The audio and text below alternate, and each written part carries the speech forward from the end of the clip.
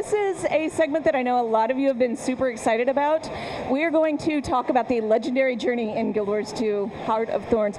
Mike is like, let's go, let's do this. All right, so Colin, why don't you, I'm going to put you on the spot since he's driving. Why don't you give us a quick rundown of what legendary weapons are for those who are new? So legendary weapons, yes, for those of you who are new, turning into the legendary history. Legendary weapons are sort of the ultimate achievement in Guild Wars 2 of building an item out that you can show off to everybody else in the game. Statistically, they are not more powerful than the other top tier of items ascended, but they change the look of your character. They allow you to do things like if there's a bow that lets you literally shoot rainbow unicorns. There is a hammer that we'll be talking about very shortly here that actually turns your entire character kind of into Quicksilver, then leaves little footprints behind. A lot of the legendaries leave footprints. They change the look of your character. They're really, really just awesome pieces of art that change up the way everything looks about your character when you're playing with them. Yeah, they are pretty great. They represent this journey through Guild Wars 2 through the entire game. So it's kind of a big thing to get one, and it takes quite a bit of time. The problem that we ran into, though, because we wanted it to represent mastery of the entire game, but we were running into this random element that was kind of a hard blocker. Yeah, I think, when you think about a legendary weapon, it should be a legendary journey to go acquire it. And unfortunately, this is an area that we could really improve the game, and that's why we're showing this here today. The whole process of you go to the Mystic Forge currently is your best chance of building a precursor by throwing items into the Mystic Forge, or as some players like to call it, the Mystic Toilet. And every now and then something magical comes out of it, and a precursor can be that. There's also the very lucky chance that one might drop for you out in the world, and this is the key component to building your legendary. It's the most important part. It's kind of the weapon before the legendary. And then when you have your precursor, you can combine it together with all these other components that you go out in the world, and that allows you to actually build your legendary. We felt like that process of acquiring your precursor, of throwing things into the Mystic Forge, or hoping to get lucky, or buying one off the trading post, it wasn't the real vision of what we think a legendary weapon should be. We think it should be a legendary journey that you get to go on. And so our awesome rewards team took on the challenge of saying, let's build a legendary journey, but let's not just build one.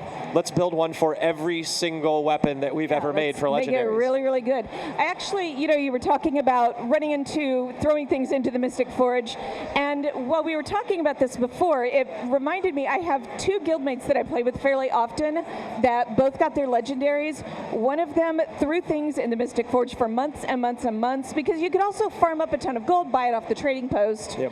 And he didn't want to do that. He wanted, this is mine, this is part of my legendary journey. So he didn't want a secondhand one, was the thing.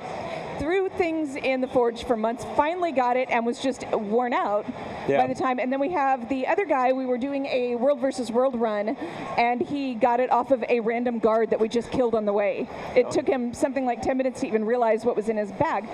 Those were the two ways to get them. Yeah, it puts a lot of extremes, and it's not something that is like the journey aspect of it. It's not something that you can make progress towards and have kind of like a checklist. Like every other aspect of the building the legendary weapon involves you going to the various aspects of the game, whether it's World versus World, whether it's going and defeating the world bosses, whether it's going and doing jumping puzzles, and combining all these elements together in order to really kind of have something that you can show off to everyone and say, hey, look how cool everything that I've done has been. So the rewards team took it on themselves to kind of, let's create a new paradigm. How do we change this up that makes it so that you have this element of, hey, I want to do this really cool thing. It should feel like the reward of the precursor is justified by all of this, and also kind of allow you to tie it into the lore of the world and the lore of the weapon, so that it kind of, again, continues to ground itself in the experience of what Guild Wars 2 is. Yeah, the collections are thematic to the weapon. So we thought what would be really cool to do today is take a legendary weapon that you're already familiar with if you've been playing Guild Wars 2 and let you see how they're formed.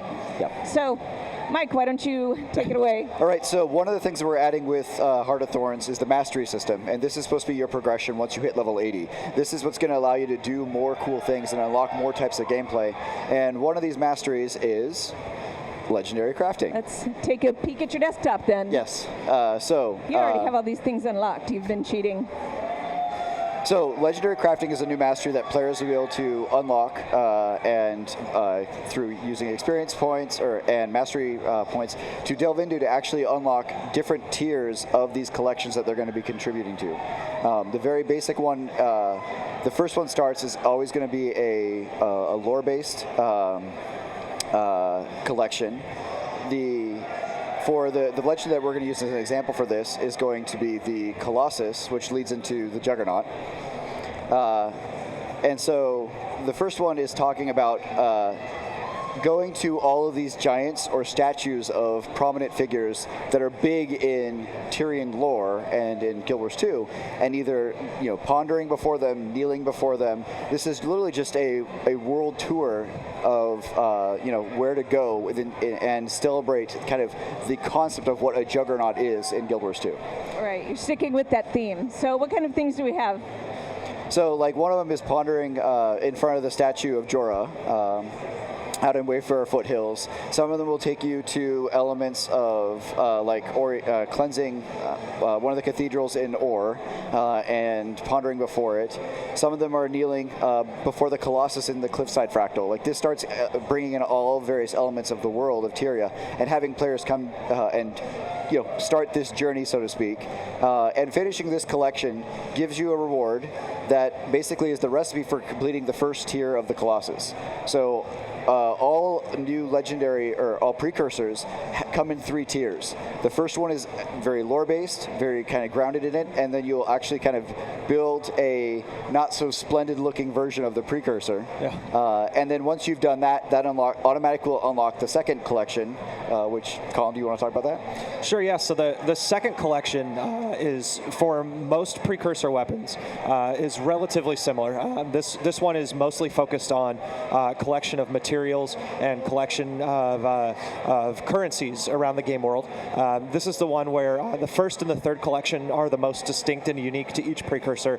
The second one is mostly the same concept, although the items that come out of each of those is different in theme to the thing you're building. Each of these different items are things that you work with a merchant generally in the world, you go talk to, and they will tell you what you need to do to acquire this item for them. So, for example, one might say, go collect 400 geodes and return to turn this in, and in return I will give you this item that you need for your collection. This one is, it's really important as part of adding these items, these ability to build your own precursor, that we maintain some of the value in the economy of all of the total value that a precursor currently has in the game today. And so this second phase is in particular aimed at making sure there's a time value and a gold value in each one of these precursors that helps kind of maintain the value of precursors across the game. But it's broken up into really small digestible chunks. And I think that's a huge difference when you think about an epic journey, is you want to go on this amazing journey to eventually get your precursor, but you don't want to have to think of, I have to do all these things all at the same time. You want to say, today this is the thing I'm going to work on. Okay, I'm going to go work on geodes, and while I'm doing it, maybe I'm going to get mithril, and that will help me accomplish another one with mithril ingots in here too.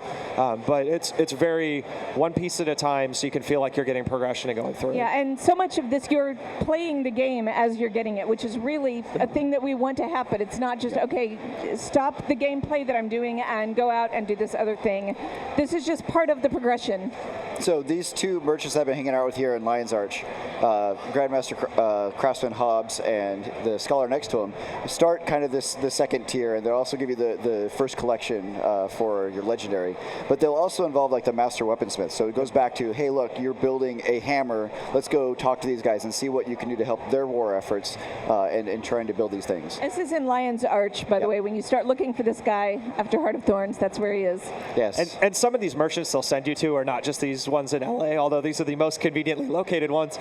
You'll also be sent around the world to talk to famous characters around the world who are great crafters as well, and they'll help guide you through being able to build this stuff. And Mike can show you here where the volumes to begin your entire journey kick off once you've unlocked the mastery line that allows you to purchase these. And so once you have the first tier mastery, allows you to come buy the first book, which starts that first collection. You'll need to kind of progress your mastery tiers to further down to be able to go part of the second collection, and then finally the third one as well. So the third tier, after we've kind of built the actual hammer aspect of it, deals again, is more of a thematic one. So this usually will happen more about like the artistic elements of what's going on with the legendary weapon. So with the Juggernaut, it basically turns you silver, as Colin was mentioning. And so the way that you actually do that is that first you'll need to build this terrarium that will house all these oozes that you're going to go and collect around the world. Ew. And so fortunately, the craftsman right here will actually sell you the recipe of this terrarium that you need to build.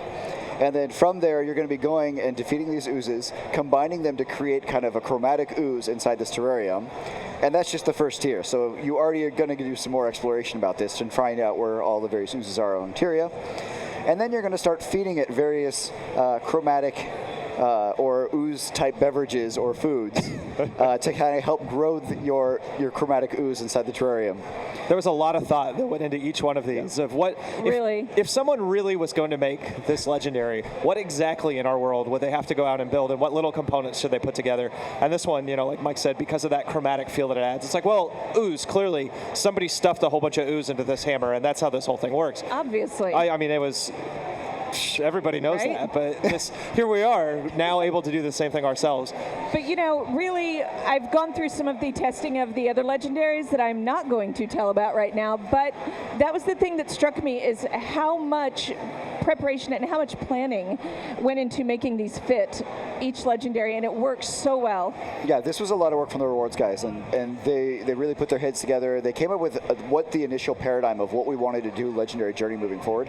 And we're talking about a weapon here today, but this is exactly like what we're doing moving forward with pretty much every legendary that we're doing.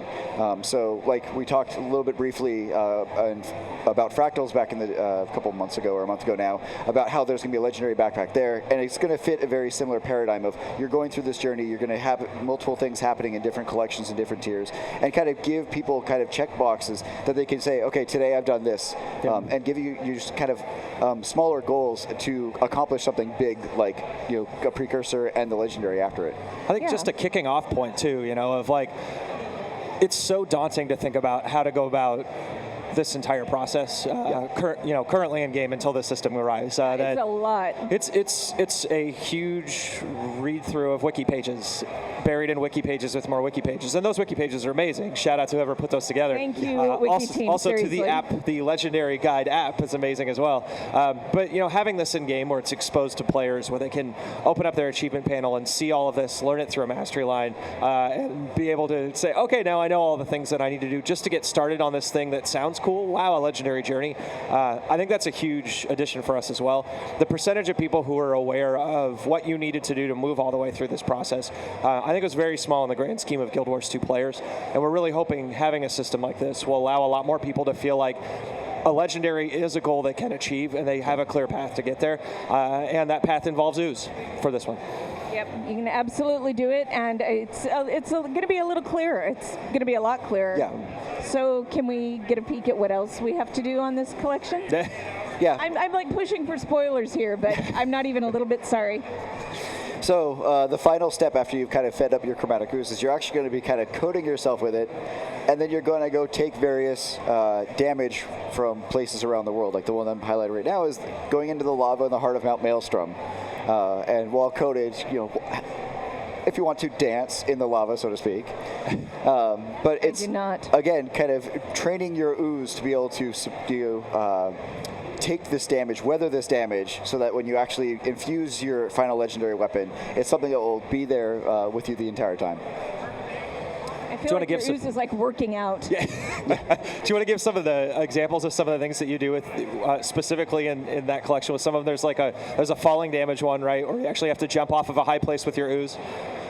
I believe that is right. Yeah. That is a weird thing to say. I just want to point out that jump off of a high thing with your ooze is maybe something nobody's ever said before. Well, your ooze might be afraid of heights, and for it to fit into your legendary weapon, it has to conquer that fear. Exactly. Get over that. Yeah, what other fears? Yeah, so like you talk about lasers from Specs' laboratory from the jumping puzzle. There's the one. Here's the one. Falling for 10 seconds without touching the ground. It's all sorts of things that we're just going to allow our players to kind of have fun with and help kind of train their ooze, how to train your ooze as this journey goes on. Yeah, so like some of it's going to come from various fights, like the Risen Ore Priest. Some of it's going to come from environmental damage. Some of it's going to come from experimentation. Yep. And then finally, it's just purchasing the Juggernaut Volume 3 from Hobbs, our craftsman here, who will actually kind of bring this all together. And that, again, will finish off your collection, which then allows you to kind of go to over to your weaponsmithing stations. And now there's a new section in here, as I go hide all this, for legendary components. So like the Colossus for the first tier actually has an essence that comes from finishing the first collection, and you will also get this from salvaging your precursor as you're upgrading it, because it's actually you're building one, and then you're going to go do the collection. You're going to salvage your initial precursor, or tier 1 precursor. Oh, that's going to hurt. Yep. Use that as a component for your tier 2 one, and carry that in as you're going from tier to tier until you actually build your full legendary. So it's basically just taking your first weapon and making it cooler and adding more things to it, and ultimately adding the ooze aspect of it in that final step that brings it into the legendary and kind of ties everything all thematically together. And this is a good time to point out too that actually not just Lindsay and Andy on the reward team played a huge part in building this, but it's taken a long time for them to put this whole thing together. This was a lot of work for the art team as well, because they ended up going back and making a unique skin for every single tier of precursor weapon. So tier 1 unlocks a tier, you salvage that to get a second tier of precursor, to get a third tier, and then you've got your precursor. And then there's new art for the precursors as well as part of all of this. So there's a ton of new artwork in all these different weapons that you can unlock for your wardrobe, and multiply that times every legendary and new legendaries so in the much jungle. work. Oh. Yes. So yeah, some of this is going to be actual going in and crafting using like Shards of Glory that you earn through PvP reward track and dailies. Because again, we still wanted to have the elements of going and doing, bringing more elements of Guild Wars 2 from like PvP, PvE, World versus World, and kind of bringing it all together. So you are proving that you have mastery over the entire aspect of the game. And again, it's not being able to excel at these things, but just go in there, participate, get some rewards, have kind of those tracks that you're kind of working towards. And just doing them. And those goals. And Mike, you can do this for every precursor in the game, correct? You're not limited to having to pick one specific precursor? Correct. Yep. Right. Basically, going back to our vendor will allow you to purchase whichever one you want to start with. If you want to, you could work on multiple of these at a time and go through any of them or as many of them as you want. Just try them all at once if you're feeling incredibly ambitious and you don't like sleep. So I do want to mention something that I think you and I talked about. It's been like a year, but we talked about Madri and how that helped us figure out how all of this works. Yeah, I'll first say I stuck my foot in my mouth on this one a couple years ago. That's awesome. Yeah, we published a blog saying these are the next big steps for Guild Wars 2, and just about everything in that blog, we ended up doing in that year. This was one of the things where at the time our plan was to add a system to the game that allowed you to acquire a precursor weapon, and to make that much easier to do. And as we designed and kind of started building out the system that we originally planned to have, we just didn't love it. It didn't feel legendary. It didn't feel cool. And this concept of collections was born out of a lot of those discussions of what can we do to truly have epic legendary journeys in a game that doesn't have quests. We don't, other than your personal story or living world, there isn't really a traditional quest system. So we don't have the big, give you this step and then this step and then this step. And collections were born out of that, but we really needed to do some test runs to see, is this going to be successful? What is it going to feel like to break up a big epic journey into a bunch of mini steps in a collection?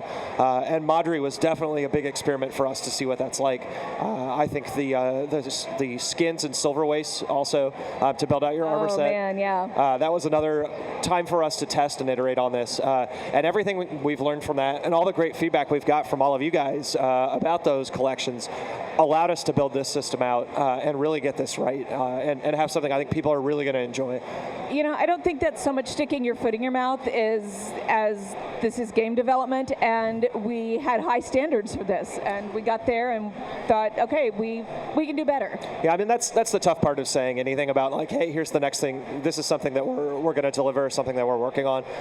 Is you definitely run into this point of, sometime in development, sometimes weeks before it's supposed to be done, you might realize this thing isn't working. We need to throw it out and do it all over again. And that's happened before. We've built entire systems that we've completely thrown out and said, this is not the right thing for the game. Let's do something different. Are you telling me everything does not go exactly as planned and we can't tell the future? That would be amazing. That is outrageous that it doesn't work like that. I think one of the things I'm most proud about this expansion and features like this is I think a lot of time of the first couple years of Guild Wars 2, a lot of it was experiments. It was a chance for us to we were trying to figure out what a live game in this world could be. What systems we really wanted to use to grow and expand the game.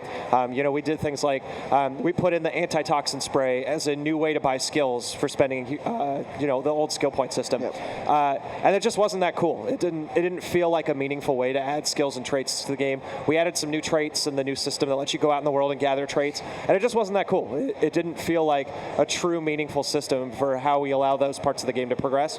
And I would say what I love most about this expansion, and this feature in particular is indicative of this, is everything that we have here are systems that we believe fundamentally are exactly where we want to go with the game in the future, and we don't have to do anything else with any of these. We really have a clear path that in the future all we're going to do is add to these. We're going to add new legendaries using this system. We're going to add new skills and traits using the elite specialization system. Progression for PvE in the form of masteries. PvP leagues is a form of competition for PvP. All of these systems really are, they work for the goals that we have, and it means that we don't have to spend any more time trying to figure out exactly what the live experience for Guild Wars 2 should be. We know exactly what all of it is, and now we just can build on it. And I think for our players who've been on this 3-year journey along with us, I think that's probably really heartening really exciting for them to hear as well. Because I think we've definitely heard that feedback of like, hey, figure it out, what are we going to do? And we recognize that, and we agree. But I think sometimes you have to fail to succeed, and you have to stand up and cheer when you fail and say, look at all these awesome things we learned. That's how we're going to do great in the future. Yeah, and that's how we keep making it better and better, and bringing really, really cool things to the game. And that's how amazing shows like Guild Chat are born as well. That was incredibly smooth. Thank you. Yes, we iterate and grow. And now, how many episodes in 2 days? I have lost track. I think we're on like 7. So it's a lot, but really it's all kind of a blur today. But So seriously, that was really good. Can I bring this all back? This is all stuff that players are going to be able to get into. In October 23rd, when Heart of Thorns launches, everyone's going to have access to the system. This is all part of like things that players are going to be able to do within the game. And just one more kind of bonus reward or progression system that we now have that players can actually work towards these epic moments. And we know that one thing you guys are all really excited about finding more about are the new legendaries as well. And that is something that everyone has to look forward to sometime between now and the launch of the expansion. Sometime between now and launch, Lindsay and I are going to do a legendary weapon live stream. We have promised this for so long, and Lindsay and I have been working together on this since I think last March when she wrote that blog post. We have been trying to make this happen, and that's like you said, game development. Things happen, and we pull it back, and the teams behind the scenes have been working on this for so long. We are just about ready to show. So yeah, before Heart of Thorns launches in 27 days, Lindsay and I will be on Guild Chat together, and we were going to show off a new legendary weapon and some of the collection pieces. I think one really cool thing about the new legendaries too, and the new precursors, is all of them are account bound. Yep. And I'll say, if I could go back in time and change something about the reward system, one of the things I would love for us to do is if all of the legendaries have been account bound from the start, because I think to truly have an epic journey, it should feel like you did you did most of it yourself, right? This is mine. This is the thing that I created.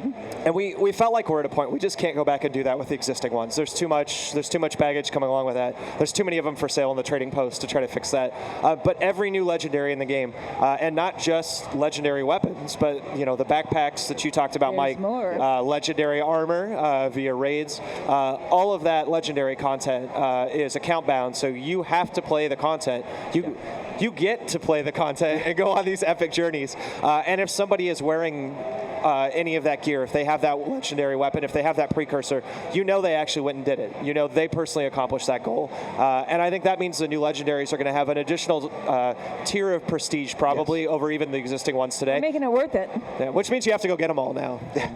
I do. Yeah. All right, thank you guys so much for showing this off. Thank you guys for spending some time with us, and we will see you on the next Guild Chat.